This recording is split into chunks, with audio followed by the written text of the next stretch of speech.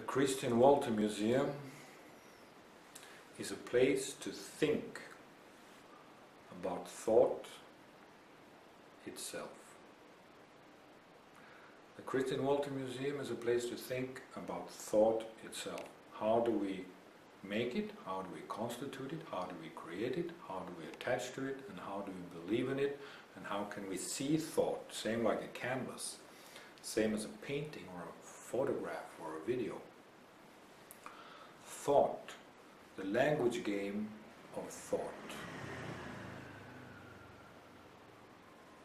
The language game of thought is something that we investigate and relate to in the CHRISTIAN WOLTHER Museum.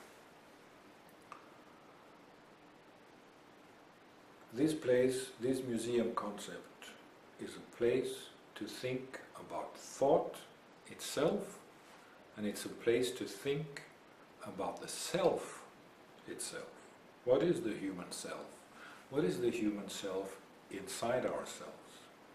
The human self is an entity, is something inside ourselves. We perceive it with the mind, with the brain. It can be anything. It can be the non-self, it can be the full self, it can be the heart, it can be the soul, it can be many things. But the thing that we know for sure is that we have different institutions or different aspects inside ourselves, which in turn constitute the material that we perceive and the things that we believe in. So the CHRISTIAN WOLTHER Museum is an investigation of thought, a reflection on the human program itself, a reflection on cognition, on cognitive activity. And this is the most important aspect of this museum concept. To think about thought itself, think about perception itself, and experience the perception of perception itself. Experience the perception of perception itself.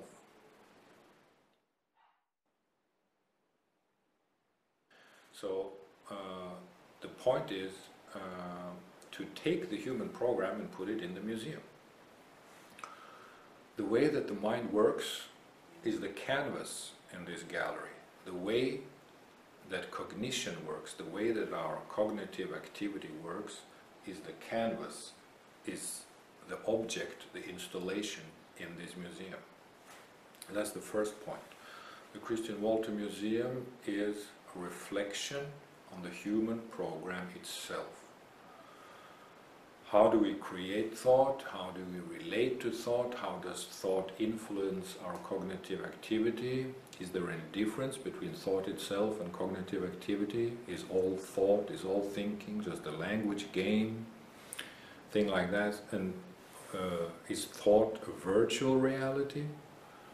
The CHRISTIAN WOLTHER Museum is a place to think about thought itself, because it is an attempt to convey the human program itself, to visualize the human program, to convey the inner architecture of man, the inner architecture of the way that the human program works, which means the way that the mind works, which means the relationship between perception and production of thought.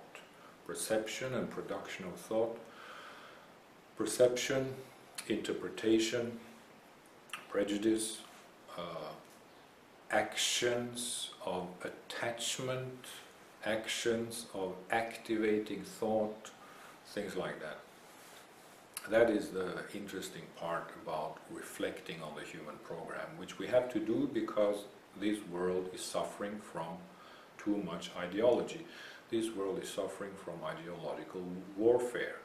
The reason why I go into this reflection, the reason why I have decided to make a reflection on the human program a part of my artistic and philosophical and scientific practice, is because of ideological warfare. It's because of fundamentalism, it's because of terrorism is because of all the ideological conflicts that we see in this world, which are not necessary if we have more knowledge about ourselves, if we have deep knowledge, if we have true understanding about who we are, how the human program works. The most important thing for an artist today is to convey the human program. That's how I see it. The most important thing for an artist today is to convey the human program and to reflect on why we are as we are. That's the most important work of an artist today, because art is dead. I've said that for 20 years and I've repeated it for 10 years, and I can say it today too. Art is dead in a certain sense. Of course, art can never die. Don't misunderstand me, but art is dead because thought itself has lost its validity as thought. The human self has lost its validity as a human self, because both thought and the concept of the human self is a product, is a fiction that we create ourselves, and everything is much more fluid, and the thing, the non-self is the self. The non-thought develops to thought and ideas. I mean, all of these are very interesting to dwell on and go into detail about. We cannot do that now, but the point is that art is not interesting anymore because it's not valid anymore. Everybody knows what a painting is. Everybody knows what a comment to the human situation is. Everybody knows what political art is. Everybody knows what landscape art is. Everybody knows about what art is. We don't need Ai Weiwei or Anish Kapoor to tell us that an artwork has social or political content. You know, everybody knows that. It's art world of today is a kindergarten, whatever it is. Edward Ruscha in America, or Anish Kapoor in France or Britain, or Ai Weiwei, of course, is important because of many things, but it's all the same childish art when it comes to real scientific art. And the thing that we have to do is make scientific art. We have to elevate art into a real science, and the science must be conducted for the benefit of global world society. We have to save the world, of course. We have to save the world. How do we save the world? How do we improve the world? Well, we understand the human program, we get knowledge about knowledge, and then we learn how to organize the world, how to control overpopulation, pollution, ideological warfare, finance. The four most important aspects: overpopulation, pollution, ideological warfare, economic structure.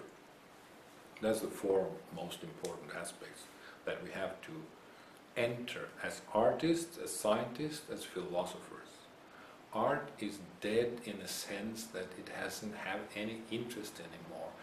An installation here, a painting there, a video here, a photograph there, a performance, whatever, it's a high-class performance, a high art performance, or a great work of literature. Well, literature could be philosophy and is philosophy. When literature is good, then literature is philosophy.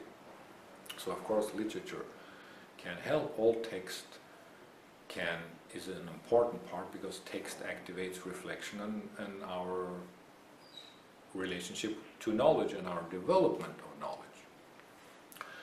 But so my point is simply that the purpose of the Christian Wolther Museum is to be a reflection on the human program itself, to make it visible, to visualize it, to make it possible for us to see how the human being lives inside the human being, how the human being lives inside the world, how the human being lives inside perception, how we create and relate to thought, language, and so-called knowledge.